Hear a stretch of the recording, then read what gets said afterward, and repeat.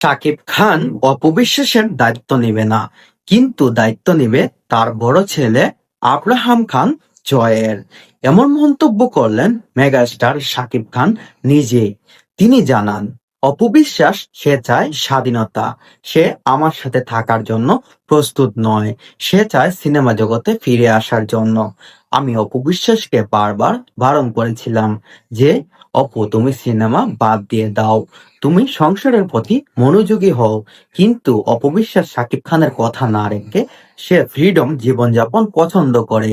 সে শাকিব খানের কথা না রেখে সে তার সিনেমার প্রতি আগ্রহ দেখিয়েছে।